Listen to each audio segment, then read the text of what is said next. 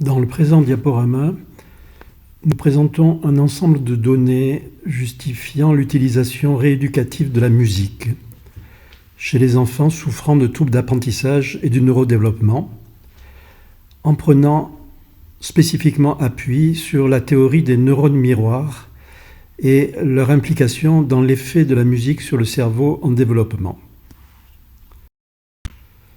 Pour ce faire, nous aborderons tout d'abord la question générale des troubles du neurodéveloppement, leur définition et leur catégorisation aujourd'hui classique en 6 diagnostics distincts. Puis, nous aborderons la question des neurones miroirs et leur rôle dans l'effet de la musique sur le cerveau.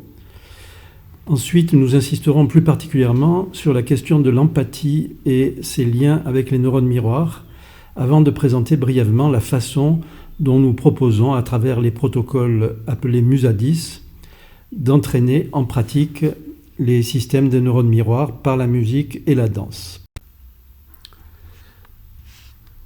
Alors en premier lieu, quelques éléments très généraux sur les troubles du neurodéveloppement pour rappeler les 6 types de troubles de neurodéveloppement ou TND proposés par la classification américaine DSM-5. La déficience intellectuelle, les troubles du spectre de l'autisme, les troubles de l'attention avec le TDAH, les troubles de la coordination motrice, la dyspraxie, les troubles du langage et de la communication, dysphasie, et les troubles des apprentissages, dyslexie, dysgraphie et dyscalculie. On connaît maintenant bien ces différentes entités. Ce qui est important de reconnaître, c'est que tous ces troubles ont en commun, à part les 2 premiers, une intelligence intacte, et un retentissement important sur la vie familiale, scolaire et en société. Et surtout, ils ont en commun de s'associer entre eux plus que ne le voudrait le hasard.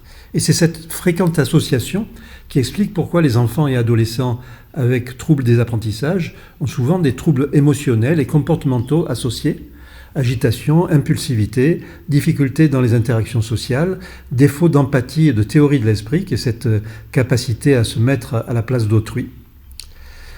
Une hypothèse explicative de cet état de fait est que parmi les circuits cérébraux dont le développement peut être altéré, ceux concernant l'empathie et la cognition sociale, qui commencent à être bien connus, formeraient un système individualisable, le système des neurones miroirs.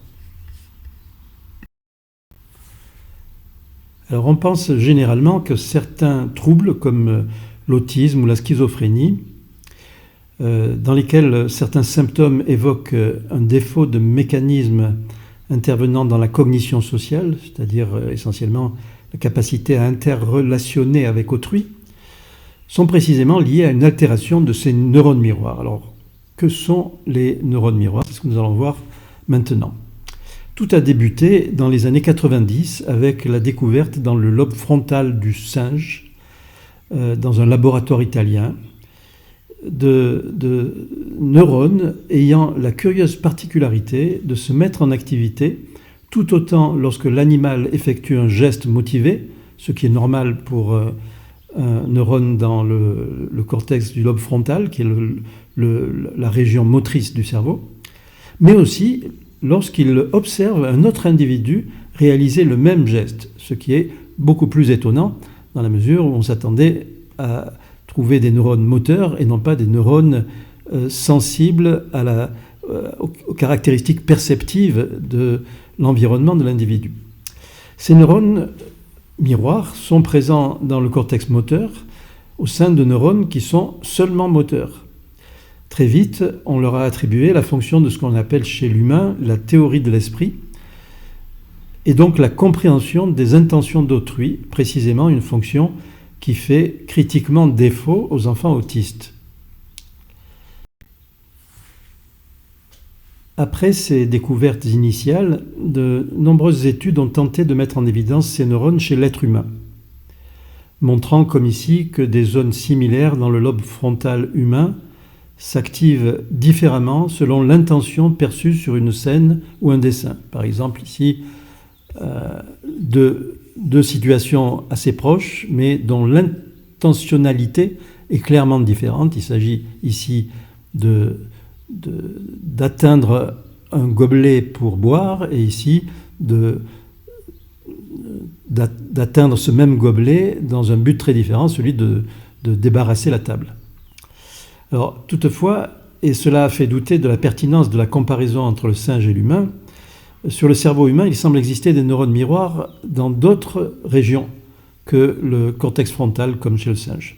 En particulier dans les régions pariétales, temporales, même si la partie frontale reste le meilleur candidat pour ces neurones miroirs. D'où l'idée non plus d'un centre contenant des neurones miroirs, mais d'un système mis en jeu pour les activités cognitives ayant un but social. C'est ce qu'on appelle maintenant le système des neurones miroirs, une sorte de cerveau à l'intérieur du cerveau, qui est fait de plusieurs sous-composants. L'une dans le lobe frontal, qui est la plus classique et la plus connue, une autre dans le lobe pariétal, qui sert plutôt à l'intégration sensorielle et à la planification du mouvement, et une dans le lobe temporal, qui est plutôt impliquée dans le traitement du caractère biologique d'un mouvement.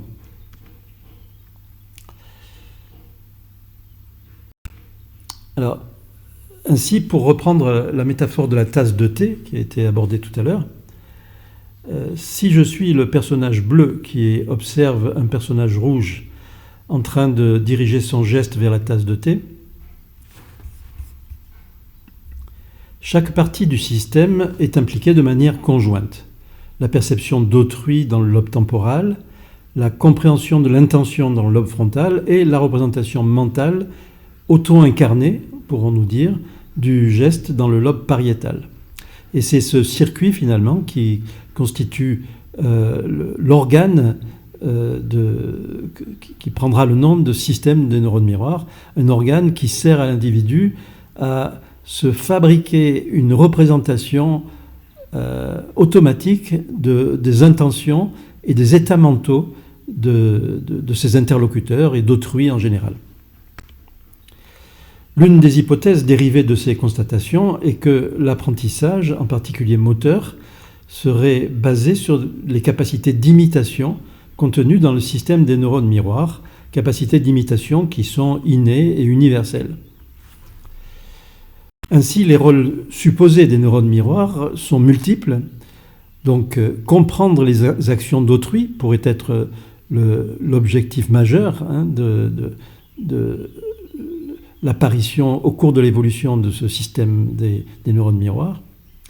Anticiper les intentions et les états mentaux d'autrui, ce qu'on appelle la théorie de l'esprit. L'apprentissage par imitation, depuis la toute première période du bébé jusqu'à des apprentissages plus complexes, comme on le verra, comme la danse ou la musique.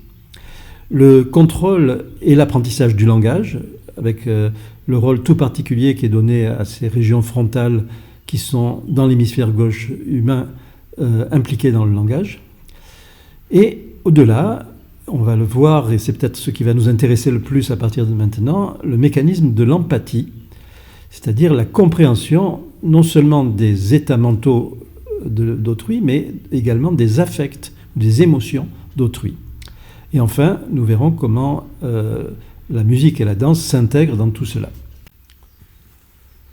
L'attribution de l'empathie au système miroir repose sur des données très convaincantes, en particulier la mise en évidence de structures appartenant à la partie archaïque de notre cerveau, ce qu'on appelle le système limbique, en particulier ici le lobe de l'insula, qui sont ces deux taches à droite et à gauche de la profondeur de l'hémisphère, et le gyrus singulaire qui est sur la face interne du lobe frontal. Ces deux régions sont capables de s'activer tout autant quand on voit quelqu'un exprimer de la douleur, par exemple, ou encore quand on voit un visage exprimant le dégoût, que lorsqu'on ressent soi-même ces mêmes sensations. Ces structures, l'insula et le gyrus singulaire, sont précisément activées lorsqu'on écoute de la musique. Alors, voici un exemple. Par exemple, dans cette étude, on a proposé à des adultes d'écouter deux versions d'un même morceau classique, une étude de Chopin. Voici la version initiale. Donc ça, c'est le jeu normal de l'artiste. Et une deuxième version qui est mécanique, jouée par un ordinateur. La voici.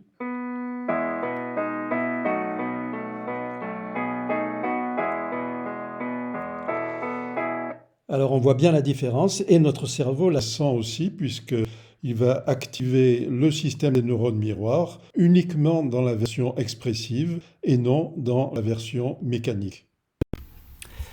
Alors au-delà de la seule écoute esthétique de la musique, les neurones miroirs joueraient aussi un rôle plus large dans l'apprentissage. Lorsqu'on apprend à jouer d'un instrument, on active en permanence tout un réseau qui unit la perception des sons, donc le système auditif, le contrôle du geste, le cortex moteur, et le système miroir, qui est dans la région préfrontale. Avec l'exercice, le cortex moteur va apprendre à entendre les sons et le cortex auditif à les jouer. Et il y a ainsi une sorte d'échange permanent entre les aspects perceptifs et moteurs qui caractérisent l'expertise dans le jeu de l'instrument. Les neurones miroirs joueraient ainsi un rôle favorisant sur la plasticité cérébrale et par là sur les apprentissages non seulement de l'instrument de musique, mais des apprentissages en général.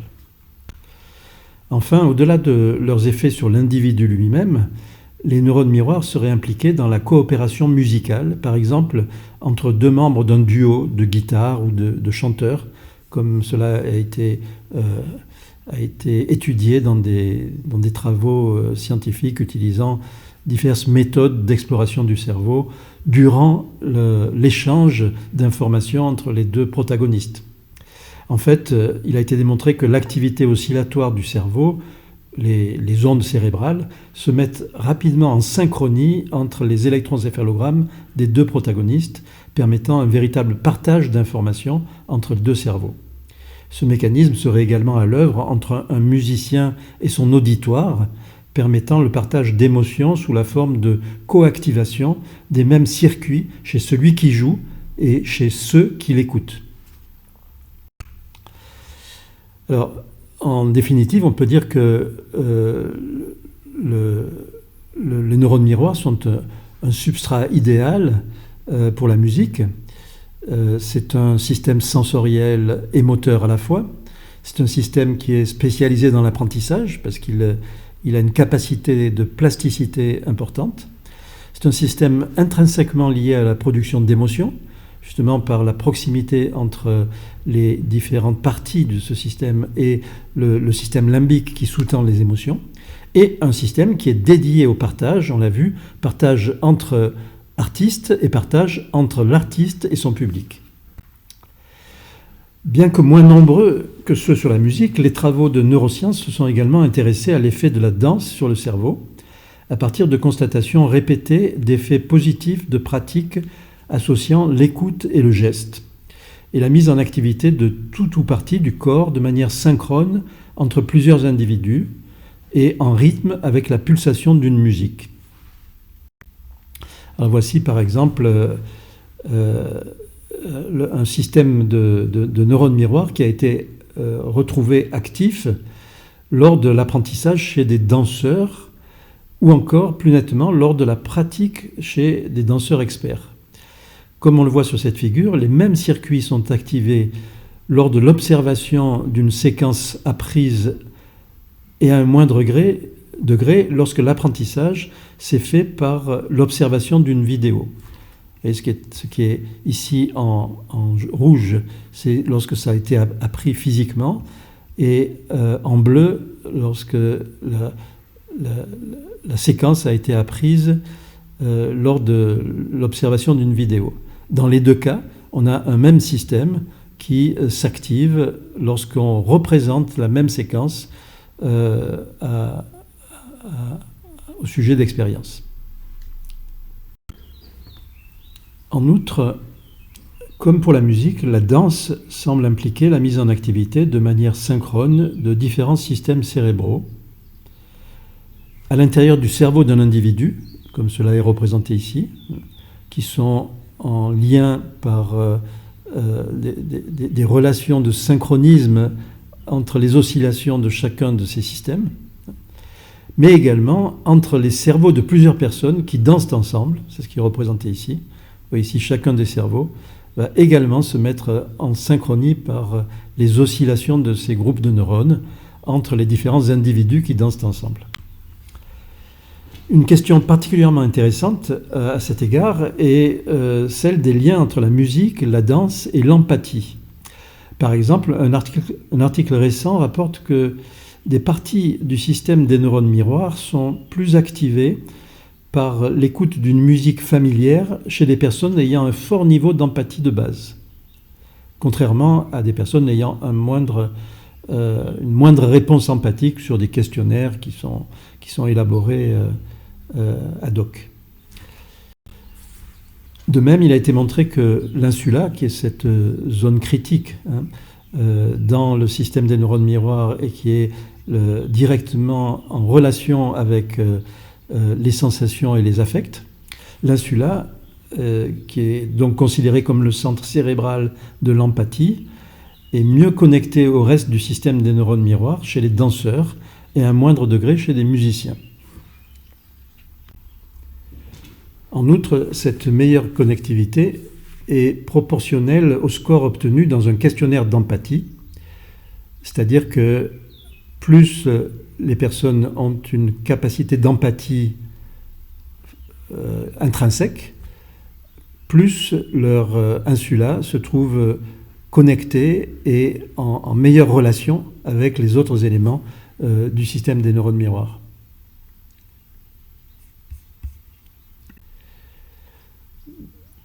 Dès lors, il est plausible d'envisager des applications de ces données sur des populations d'enfants souffrant de troubles du neurodéveloppement, ici dans une étude canadienne relativement récente, qui a montré chez des enfants autistes qu'un entraînement musical spécifique est capable d'améliorer tout à la fois les compétences en cognition sociale, les compétences sociales de l'individu, mais aussi les déficits mis en évidence dans l'activation cérébrale en imagerie.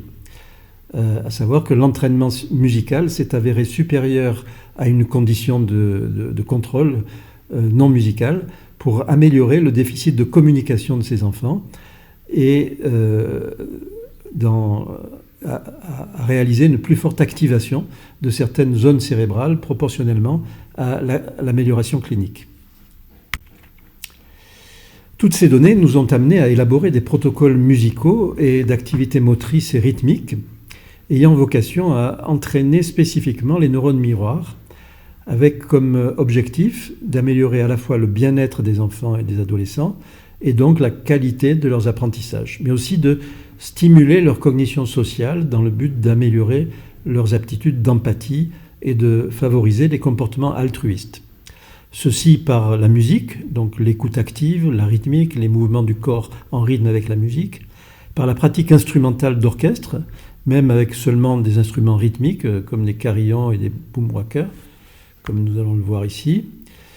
Les boomwhackers, vous voyez, ce sont ces petites barres musicales qu'il suffit de taper sur un support pour obtenir des sons différents et en donnant de différents sons à différents élèves, on obtient un véritable orchestre très efficacement. Enfin, par la danse rythmique de groupe et par le déplacement à deux face à face. Cette dernière activité, la marche rythmique en face à face avec contact par les mains, comme vous le voyez ici, a de très fortes exigences en termes de transmission réciproque d'informations sensorielles, tout en nécessitant une synchronisation avec la pulsation de la musique. C'est sans doute un des moyens les plus puissants pour activer le système des neurones miroirs et donc pour obtenir, par la répétition des exercices, un renforcement des systèmes de l'empathie et de la cognition sociale.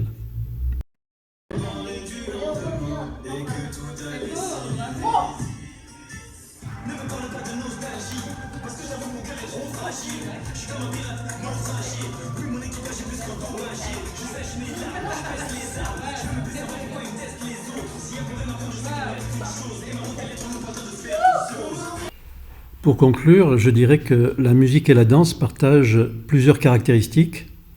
Outre le fait qu'elles constituent deux disciplines artistiques majeures et qu'elles reposent toutes deux sur un échange d'informations entre différentes parties sensorielles, motrices et affectives du cerveau, elles peuvent aussi être considérées comme des outils quasi thérapeutiques par leur effet prouvé sur la mise en place des connexions au sein du cerveau, connexions qui sont précisément volontiers considérées comme défectueuses chez les enfants souffrant de troubles du neurodéveloppement.